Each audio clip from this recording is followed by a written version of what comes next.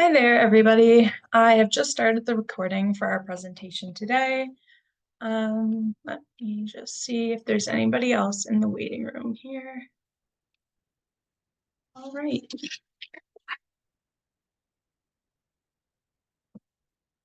Okay, so welcome. My name is Jesseca Payne, and I'm a registered counseling therapist here at the Anxiety and Trauma Clinic of Nova Scotia.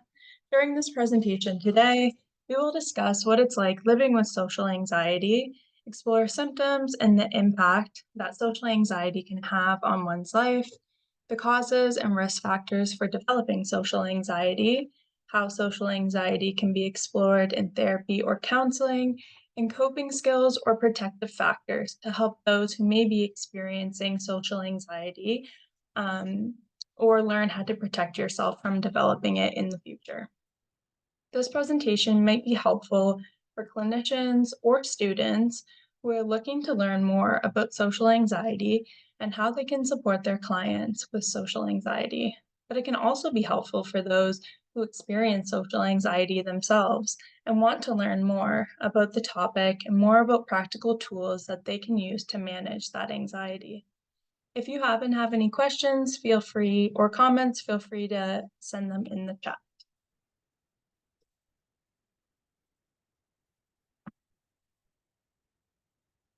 It is common to experience social anxiety, although it often goes overlooked, as the symptoms can be less noticeable to others. Social anxiety is described as a fear of being watched or judged by other people, or of embarrassing or humiliating yourself in front of others.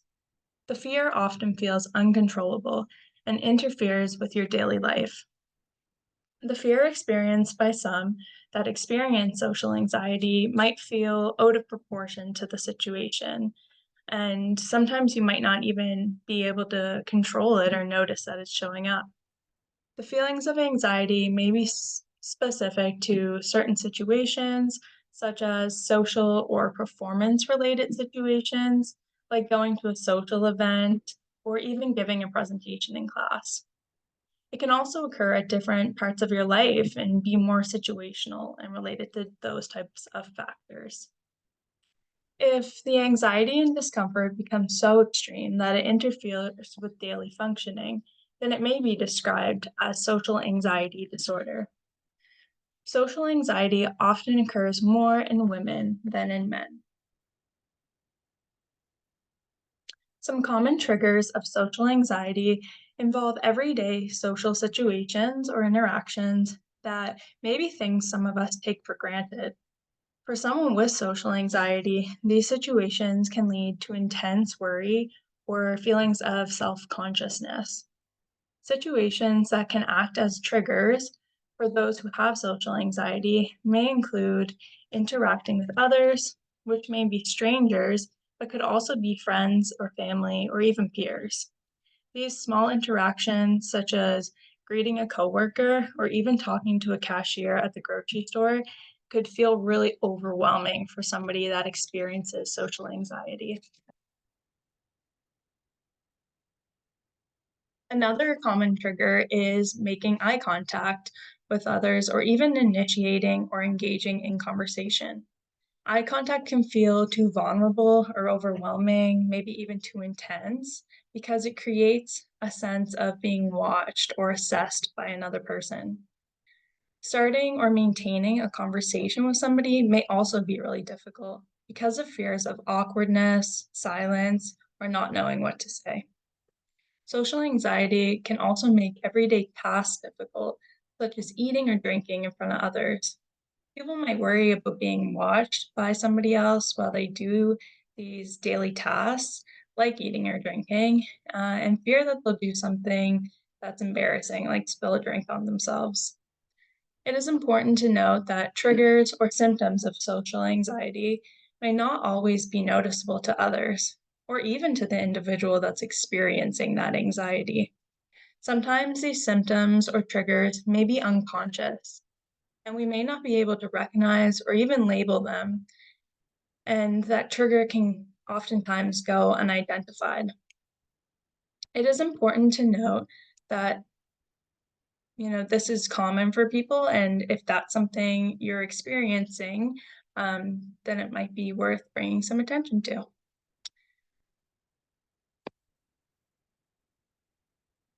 So some symptoms of social anxiety, they can present as cognitive, emotional, and behavioral.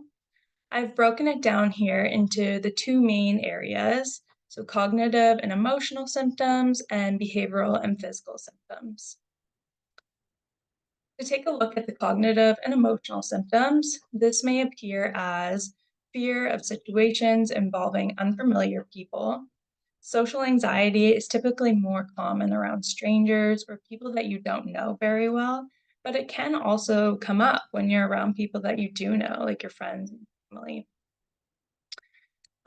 Somebody with social anxiety may worry about being judged or humiliated. There's often that persistent fear of doing or saying something embarrassing. Somebody may have that belief that others will notice their anxiety, which might make their anxiety a lot worse.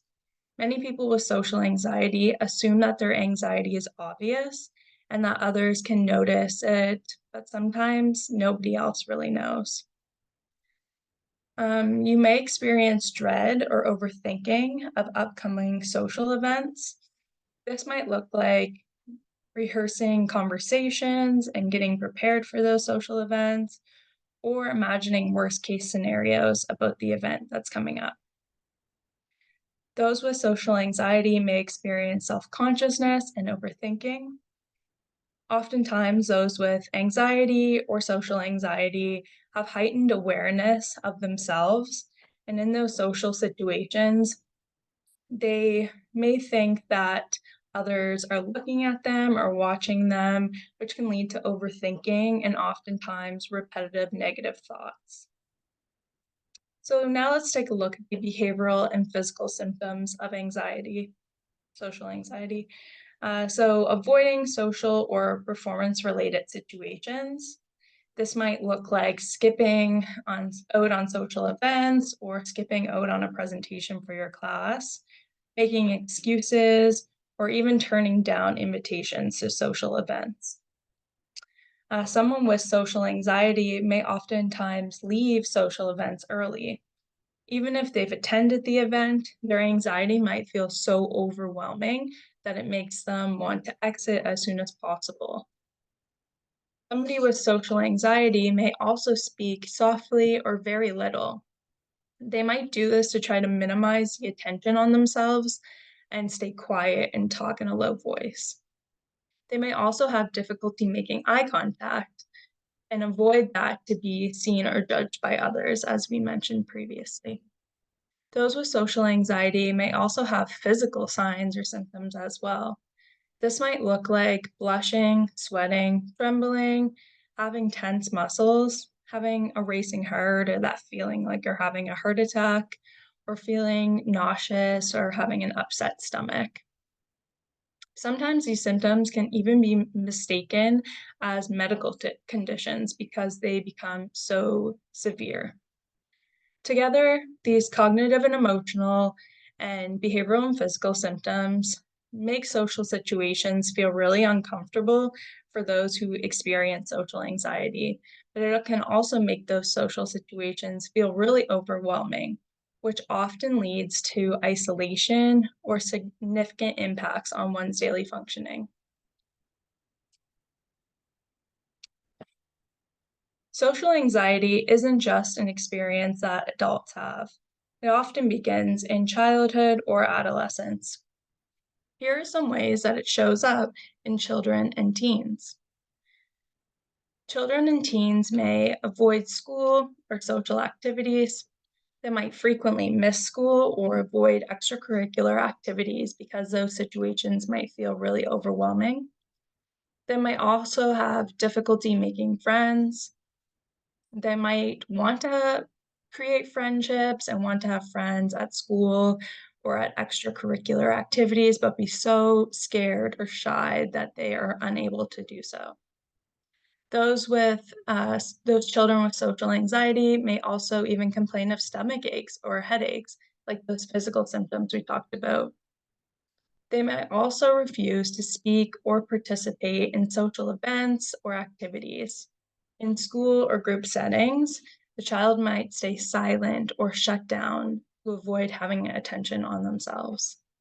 But they may also experience or display emotional outbursts in social situations. This can look like crying, irritability, or sudden anger when those social situations become too distressing or too overwhelming for them to manage. Identifying these signs early on can help parents, teachers, and caregivers support children in developing coping skills and building confidence. People who have social anxiety often engage in safety behaviors, which are subtle actions to help one reduce or hide their symptoms of anxiety. These behaviors can look harmless or go unnoticed, but they often serve to avoid discomfort in social settings.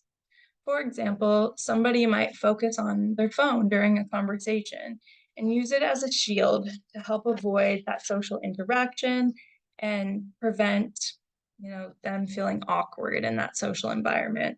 But it really just prevents them from forming real connections with others and reinforces that feeling of avoidance.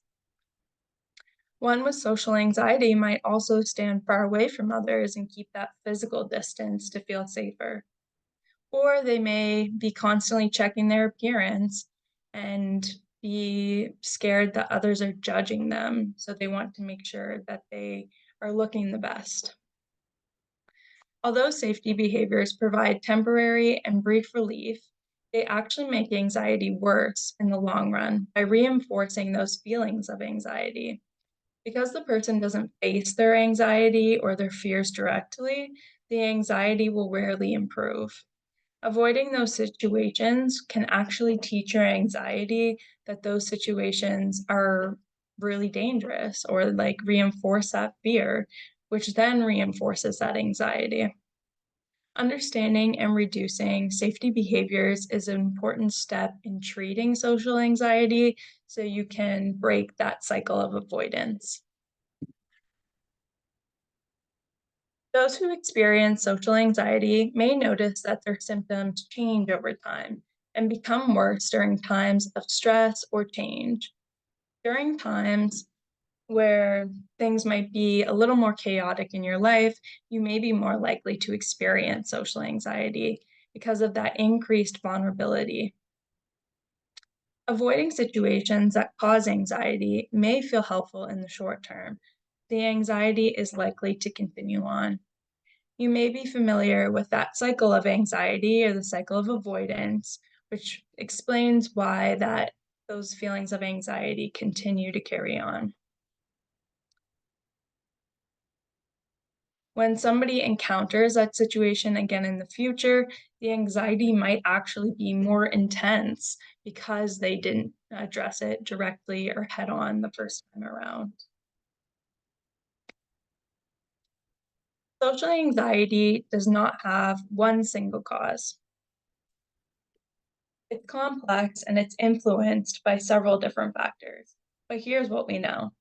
Social anxiety often begins during adolescence, but many people might even develop it in childhood. Social anxiety frequently starts in the teen years when people are feeling more self conscious and those social pressures really increase. But it can also start early in childhood when children are more anxious or withdrawn. It may first appear as shyness or avoidance in public situations. For some, what seems like shyness early on might develop into persistent patterns of fear and avoidance in social settings. The exact cause is unknown, but it is believed to be a combination of genetic and environmental factors.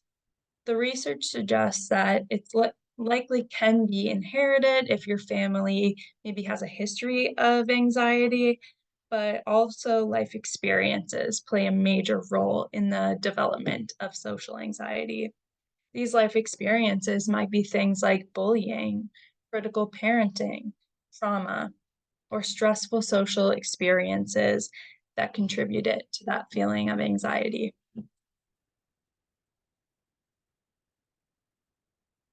Ultimately, the social anxiety arises from a mix of factors, not just a person's fault or their flaws. Social anxiety is the problem, not the person. Early support and understanding can help individuals manage those feelings before they become more severe. Now let's take a look at environmental factors and biological factors that might lead to feelings of social anxiety. Parenting styles, so having parents who are overly critical, controlling, or overprotective. Having this type of parenting style towards your children may even increase their risk of developing social anxiety due to potential fear of judgment or struggling to meet expectations. One who is bullied or teased is more likely to develop social anxiety, especially those children who are experiencing it at school or even in the workplace for adults. Bullies reinforce those feelings of embarrassment or judgment that really contributes to those feelings of social anxiety. Family conflict or history of abuse can also be a risk factor for developing social anxiety. Having a shy, timid, or withdrawn temperament can also be a risk factor. If you are a parent and you notice that your child has that type of temperament, it might be helpful to start having conversations with them about their social interaction. That way, they can feel more confident and have that safe space to explore those feelings with somebody that they trust. And that also will work as a protective factor to help prevent them from developing social anxiety later on in life. It would be great to create those healthy conversations about mental health early on so that they can feel more secure in talking about those issues. Social anxiety may also result from imbalances in brain chemistry, things like low levels of serotonin or overactivity in the amygdala. Serotonin is a neurotransmitter that regulates our mood and our emotions and has been linked to feelings of social anxiety. Sometimes when somebody has overactivity in the amygdala, which is the part of our brain that controls that fight or flight response and can lead to exaggerated fear, there might be symptoms of social anxiety. This fear response may reinforce those feelings of social anxiety or cause somebody to perceive threat from others in social situations, even if there is no active danger present. Anxiety is really good at protecting our bodies, but sometimes when there's too much of it, or too much activity in certain parts of our brain, then it can lead to those increased feelings of anxiety and that need to constantly protect ourselves, which kind of gets stuck on and leads to that repetitive feeling of anxiety. Some people with social anxiety or social anxiety disorder have other mental and physical health conditions or symptoms as well. Depression is the most common comorbid disorder that one with social anxiety may experience. Some other symptoms or disorders that those with social anxiety may experience include other anxiety disorders like generalized anxiety disorder, OCD, obsessive compulsive disorder, attention deficit hyperactivity disorder, also known as ADHD, body dysmorphia, bipolar disorder, and it is often linked with alcohol or substance misuse as well. It is likely that one with social anxiety might experience one of these because similar areas of the brain are being affected, and one may then have similar or overlapping symptoms.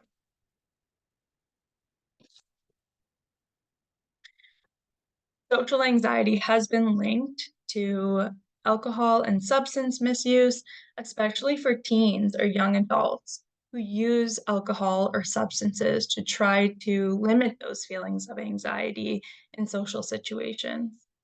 Kind of similar to that cycle of avoidance or that cycle of anxiety that we talked about earlier, because the alcohol or the substance use will provide temporary relief from that social anxiety, but it does not help in the long term and can actually lead to worse feelings of anxiety.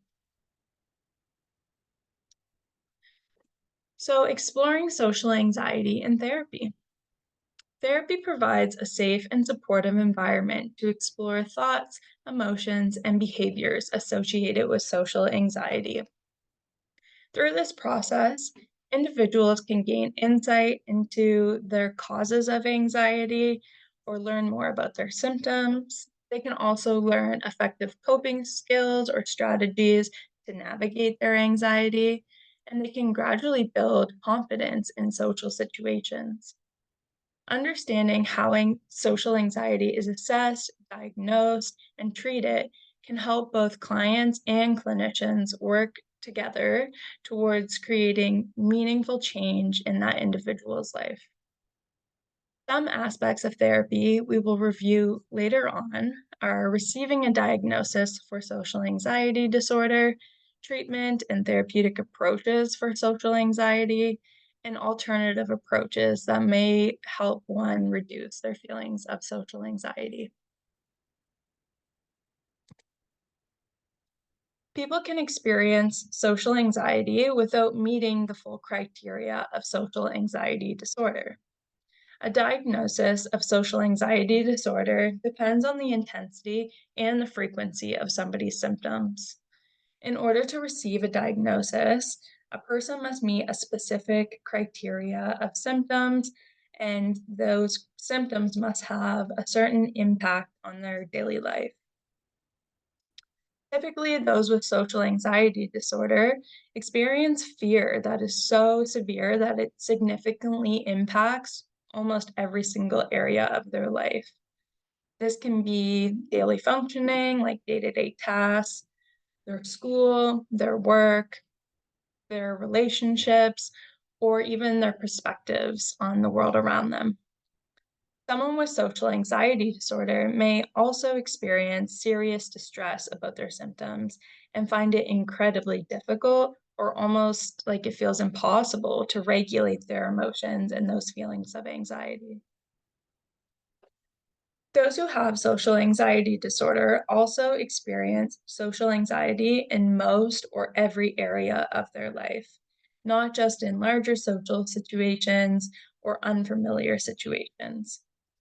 These individuals experience social anxiety whether they are at school, work, home, the grocery store. It is affecting them in almost every aspect or every area that they could be. Social anxiety disorder is not commonly situational, as social anxiety or symptoms of social anxiety could be more situational. Social anxiety disorder itself embodies all aspects of your life.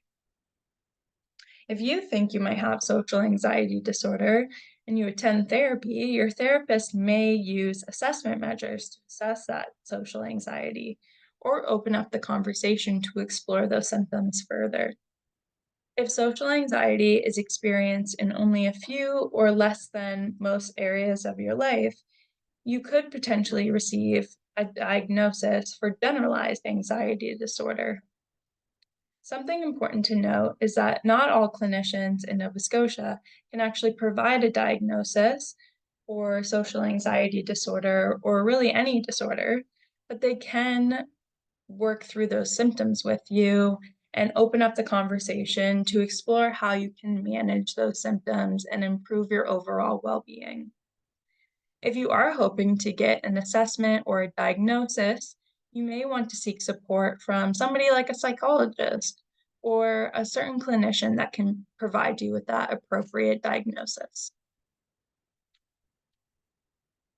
It can also be helpful to explore these symptoms in therapy, whether you think you have social anxiety disorder or you just experience some symptoms of social anxiety. So let's look at the treatment overview for social anxiety, and then we'll kind of get into those therapeutic approaches. When it comes to treating social anxiety, there's no one size fits all solution, but there are several different effective options that can be helpful in reducing or managing your symptoms.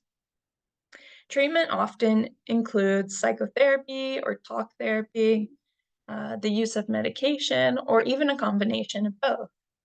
Therapy is often the first line of treatment and can help you change those unhelpful or unwanted thoughts and behaviors related to that social anxiety.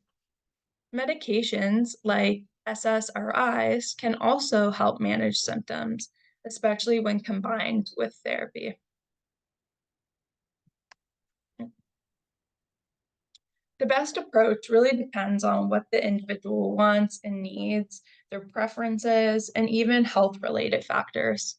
What works for one person might not work for everybody, which is why it is important to explore that with your therapist to find a treatment plan that works for you. Factors such as severity, intensity, frequency of symptoms can play a role in what type of therapeutic approach you might want to take. Also, co-occurring conditions like health-related conditions or other mental health symptoms or conditions might also play a role. Your personal comfort level definitely plays a role, and your lifestyle choices. Finding the right fit may take some time, and that process can be gradual. Social anxiety usually does not disappear overnight, although I'm sure we all wish it could, but that's okay. It's important to be patient and persistent and remember that each small step you take towards addressing and managing your social anxiety is a step that you're taking towards achieving that goal.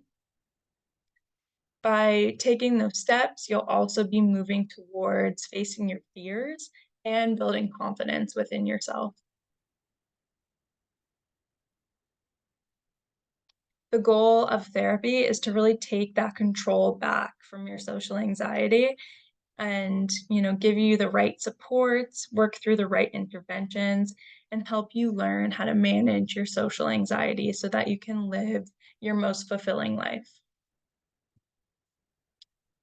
Cognitive behavioral therapy is considered the gold standard for most anxiety disorders and also social anxiety. CBT, also cognitive behavioral therapy, is considered the best approach because it has the strongest evidence-based research behind it for treating anxiety. CBT focuses on changing unhelpful thoughts and behaviors and looking to improve those emotions as well. CBT helps people identify negative thought patterns and like believing that others may be judging you or watching you in social situations. And it can also teach you strategies to shift those thoughts while also gradually starting to face those more triggering situations over time. The research supports that CBT can be highly effective for treating social anxiety, especially early on in therapy. Studies have shown that many people experience noticeable improvements over just a few sessions of using CBT to treat social anxiety. Those skills that you learn during that time will often have a lasting impact on your life as well. Overall, CBT can really empower somebody to give them those practical skills and tools that they may need to challenge those anxious thoughts and build confidence in social situations. The key CBT techniques include exposure therapy, cognitive restructuring, and social skills training. These are the three that have been shown to be the most effective in easing those symptoms of social anxiety. Through exposure therapy, one will work with their therapist to imagine or gradually be exposed to specific social situations in both real life and in session and start to practice what those experiences might look like. so that one can really become comfortable and confident to address those by themselves outside of session. Cognitive restructuring is a CBT technique that can be used to explore thoughts related to social anxiety. These thoughts might be a fear of embarrassing yourself in front of others, but it can also be used to identify those negative thoughts, evaluate how true or untrue they may be, and create more positive or realistic or balanced thoughts to replace those old ones that have caused the anxiety. Through cognitive restructuring, you can work with your therapist to rewire your brain and replace those anxious thoughts or those anxious feelings with more balanced and positive ones. Social skills training is a technique that can be used to help people with social anxiety learn social skills that they may need to positively interact with others in social settings. These skills may include maintaining good eye contact, being assertive when needed, or keeping a good distance between you and other people in social settings. These skills can be learned and practiced through modeling, rehearsal, and role play in session with your therapist or with your client if you are a clinician. Other modalities or approaches that can be effective in reducing symptoms of social anxiety include acceptance and commitment therapy, also known as ACT, and even some other not evidence-based, but other good supports that can help you and help that physical body as well. Another treatment option for social anxiety, as mentioned, is ACT. ACT takes a different approach than CBT by encouraging non-judgmental acceptance of thoughts and behaviors and promoting engagement in meaningful activities. ACT uses strategies such as mindfulness and goal setting to reduce a person's discomfort and feelings of social anxiety.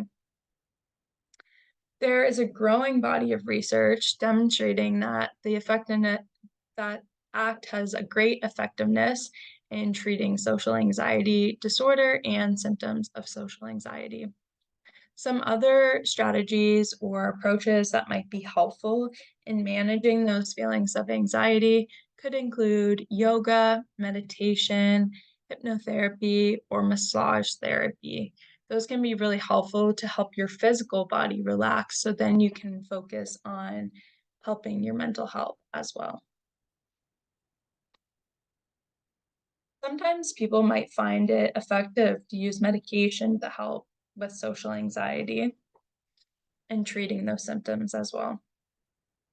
If you're taking medication, it's encouraged that you also seek therapeutic support to explore and manage your symptoms. Healthcare providers may prescribe medication to treat social anxiety disorder or symptoms of social anxiety, and these different types of medications may be antidepressants such as SSRIs or selective serotonin reuptake inhibitors, or serotonin norepinephrine reuptake inhibitors, also known as SNRIs. Soritolin and venlafaxine, I think it's how you pronounce it, are common antidepressants that can be used to treat anxiety. Also, beta blockers can be used to help manage symptoms of anxiety, typically more physical symptoms like maybe trembling or rapid heartbeat. And anti-anxiety medication like benzodiazepines can be helpful in treating social anxiety. That type of medication is typically only used in the short term, maybe for things like intense symptoms of anxiety or even panic attacks. If you're interested in learning more about the use of medication, you can reach out to your family doctor or your general practitioner to learn more about how medication can help you and how it might be effective for your type of treatment. Group therapy or support groups can also be helpful in addressing and treating social anxiety. This can be a powerful tool because it offers something that individual therapy doesn't, which is that real-time space to socially interact with others in a place that's safe and supportive. In group therapy or support groups, individuals can provide shared understanding and peer support among each other and really learn from one another. Being in those groups can help clients realize that they're not alone and that others share similar fears and experiences that they do. These groups can also offer constructive feedback about how others may perceive them. It can help, start to challenge those assumptions that you might have, like everybody thinks I'm awkward, because those in your group can offer genuine observations about what your behavior actually looks like. Groups can also be helpful to challenge those beliefs about judgment or even rejection.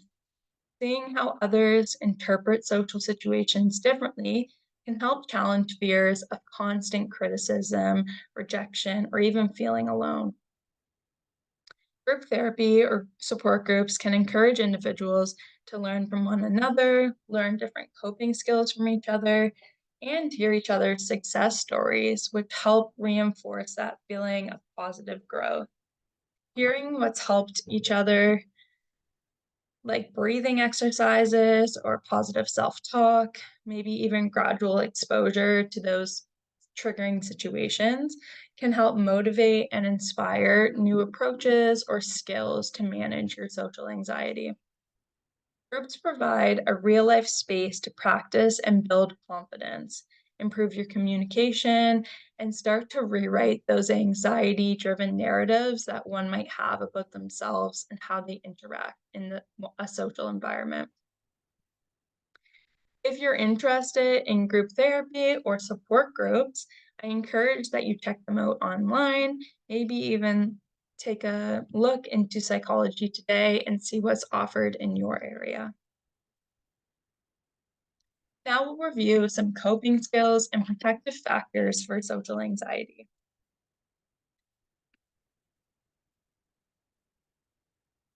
First, we'll take a look at emotional and cognitive coping skills.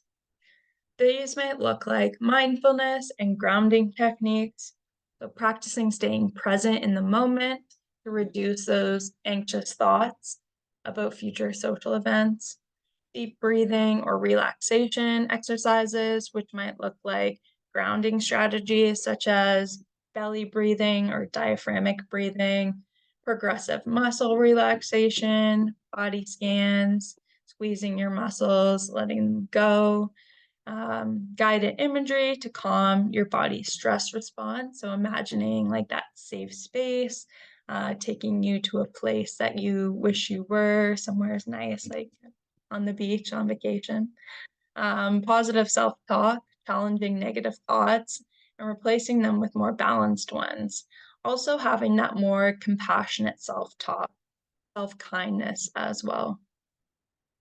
Journaling can be a great tool to reflect on triggers, reflect on your progress, and even reflect on positive experiences. Can also be used to track your patterns and help build that self-awareness of your triggers or symptoms as well. Gratitude can be a great way to practice or to prevent, developing social anxiety. Focusing on daily positives helps shift the attention away from the negatives and that fear-based thinking. Now we'll take a look at behavioral coping strategies. Gradual exposure, as we've mentioned already. So starting with small social interactions and slowly working your way towards more challenging situations.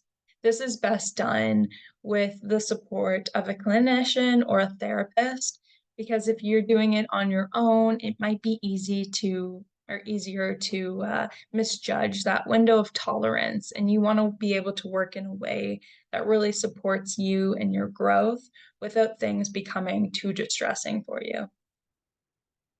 also great to set realistic goals for yourself. Maybe break down those larger social challenges or goals that you might have into more manageable steps. So you can start small and build your way up. You can try role playing or rehearsing, practicing those conversations that might be tricky or challenging, or even practicing for a presentation in a safe environment so that you can build up that confidence. It could be helpful to develop a routine, structure your day to promote stability and predictability so that you can reduce potential encounters of anxiety related situations. It can also be helpful to limit those avoidance behaviors that we talked about earlier, such as those safety behaviors or other avoidance related behaviors. Start to challenge those patterns of avoidance and start to work towards that long term goal of reducing anxiety. Social and environmental protective factors may be open communication. I encourage you to really talk to your loved ones, talk to your children, talk to somebody you trust if you're the one experiencing social anxiety. Start to build up those connections. If you suspect that somebody that you care about is struggling, set aside a time to talk to them and explore what their anxiety is like or how you can help them in managing their symptoms. Even just letting them know that you are there to support them can have a really meaningful impact on their feelings of anxiety. It's great to also lean in or develop strong social supports or social networks. Maintain connections with friends, family, peers. Look for people that might understand what you're going through or be able to empower you. Seek support at school or at work. Maybe there's counseling services available for you at school or at work. Maybe you can have accommodations, or maybe there's even peer support programs you might be able to become a part of. Again, building that supportive environment will really be impactful in reducing those symptoms of anxiety and allowing you to feel cared for and supported through that challenging time. It can also be helpful to participate in group activities, although they may be challenging. Engaging in clubs, volunteer work, or even community programs will allow you to start to practice those social skills that might be really challenging or hard to address. It can also, I would recommend finding a situation or an environment that feels low pressure so that you can start small and build your way up. Finding therapeutic support, like regular therapy sessions, whether that's individual or a group therapy, like we talked about earlier, to really find that structure and have somebody to provide you with feedback or observation and support. Surround yourself with people and spaces that allow that safe and supportive environment and allow you to feel accepted and like you belong. Now we'll consider some physical and lifestyle factors. So maintaining a healthy lifestyle is a great way to start managing any type of anxiety, but even social anxiety. Having regular exercise helps improve mood and reduce those more physical symptoms of anxiety. Having balanced nutrition, having a good sleep schedule or good sleep hygiene, and limiting your caffeine, alcohol, or substance use intake, because again, these symptoms can really intensify those feelings of anxiety. Personal growth and resilience factors, practice compassion, positive self talk, kind with yourself, and patient while you face those challenges. Self acceptance, acknowledge the anxiety and the judgment. Try not to give yourself shame or try not to judge yourself, and which leads to that shame. Have that sense of purpose, engage in those meaningful goals or values that make you feel whole and fill up your cup. Participate in Things that are creative or speak to that creative side of you, or find joy and humor in things. That can be a great buffer to help ease those symptoms of anxiety and work against stress. Spiritual or cultural practices, for some, faith, meditation, or even community traditions might help create a more grounded and resilient space for them. And educate yourself. If you're here today to learn more about social anxiety, whether it's affecting you directly or you are a student or clinician and you're looking to learn more to help your clients, that is a great place to start by educating yourself. Learn more about the signs, symptoms, and treatments for social anxiety. Stay informed, look at those credible sources, look at the research, and also avoid diagnosing yourself or, you know, getting stuck on that idea that I have social anxiety disorder. Instead, seek guidance from a mental health professional so that you can work through it together and not feel alone in those symptoms or that diagnosis. I'll now offer some resources for social anxiety or any mental health concerns or conditions, really. If you are experiencing social anxiety, I recommend that you seek professional support from a mental health care professional. Talk to a counselor, a psychologist, even a psychiatrist if you're experiencing symptoms of social anxiety. Early intervention can really help prevent those symptoms from becoming so intense that they take over our life and really take over that control. Consult a primary care provider or your family doctor. Share your concerns or emotional challenges with them. They might even be able to provide you a referral to a psychiatrist or other supports. If the anxiety that you're experiencing leads you to thoughts of self-harm or distress, I have included the Talk Suicide line and the Suicide Crisis Helpline on this slide.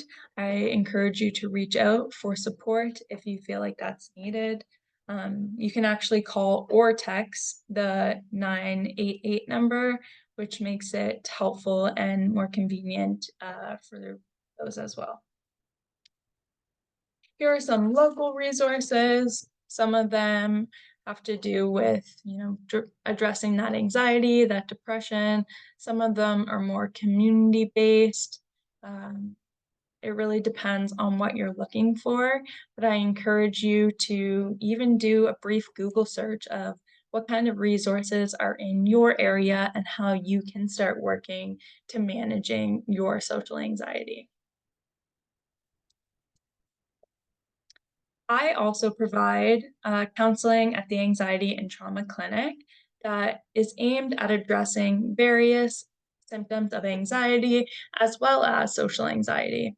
If you're interested in seeking support for social anxiety, you can contact the Anxiety and Trauma Clinic of Nova Scotia to book in for a free consultation with me, a free 15-minute consultation where we can discuss your symptoms of anxiety, how social anxiety impacts your day-to-day life, what that really looks like for you, and work together to find a way to address those goals in a way that works for you. I have included the phone number here as well as the email for our clinic. If you are interested in contacting, feel free to reach out by either phone or email. I thank you all for attending today to explore what social anxiety looks like, how it can become present in one's life, ways to address it and manage it, and working towards those goals. Yeah, thank you so much.